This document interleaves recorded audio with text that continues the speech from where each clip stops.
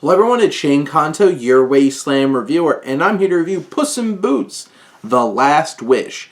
And 10 years later, we're finally getting a sequel to the Puss in Boots film that we got back 2012, and this is an unexpected sequel because I don't think the first Puss in Boots movie really grabbed the attention of a whole lot of people.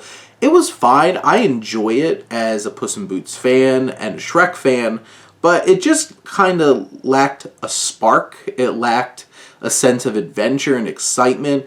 Some of the characters were really what carried it, but this time around, this right here is the Puss in Boots movie we should always have had, because this is an absolute wondrous delight, and I loved every second of it.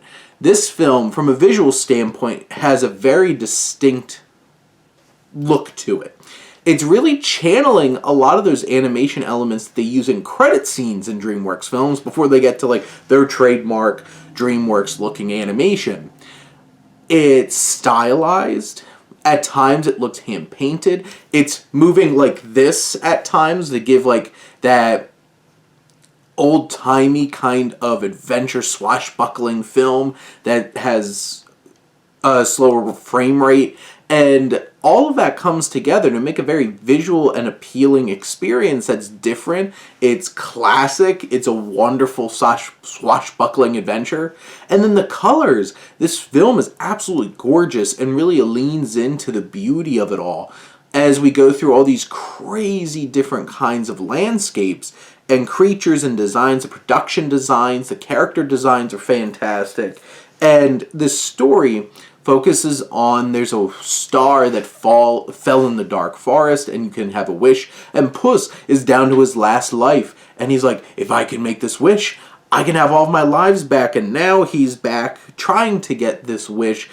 Kitty Softpaw, Salma Hayek's character from the first Puss in Boots film, also trying to get it. There's the one thing that I can say about that's more of a negative for me is like they're trying to do a lot in terms of antagonists here, because you have this unnerving and creepy wolf, and whenever this wolf shows up, it's legitimately scary. The way that they direct it, the way that it's colored and framed and everything.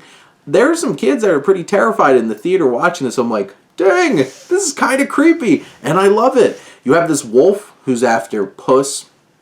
You have Goldilocks and the Three Bears, which, one, the wolf is voiced by Wagner Moura, who's Pablo Escobar from Narcos, and he's great. He's absolutely fantastic. And then Florence Pugh's Goldilocks, she's great. She really gives a nuanced performance here. And you have Ray Winstone, Samson Kayo, and Olivia Colman as the bears, and they all give fantastic performances. You even have John Mulaney as a big Jack Horner, and he's the most antagonistic of them all, and so unexpected. You just have all of these characters, and one wonderful new addition, Perro, this little ugly pup who wants to be a cat, whereas Lee's trying to hide out as a cat, voiced by Harvey Guillen from What We Do in the Shadows, Guillermo. He steals the show. This character is an absolutely wonderful side character that's a perfect pairing with Puss and Kitty, and they're just this wonderful little team we have here, and there's so much depth to even like Goldilocks and the Three Bears and what's their motivations. They do a lot of fun things with Jack Horner, this wolf. There's so much more to that character than you might expect at the beginning of the film. But at the core of it, Antonio Banderas is an absolute delight as Puss, just anchoring this film. There's musical numbers, there's swashbuckling adventures. He has to show anxiety and insecurity and bravery and all of these other things. Him conflicted within himself about who he was as Puss in Boots and who he is now, that he only has one life and has to live that life to the fullest. There's so much to this film that I absolutely love. The music is great. The visuals, the story, the excitement, the humor. I laughed a lot. This is a really clever film. This felt like early Shrek.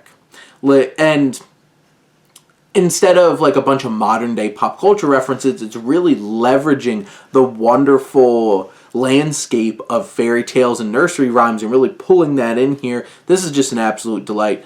Watch this. Go take your family out to go see this. Puss in Boots, The Last Witch, absolutely wonderful. But those are my thoughts on Puss in Boots, The Last Wish. Let me talk some movies and let me know your thoughts. But thank you as always for tuning in and supporting your Wasteland reviewer.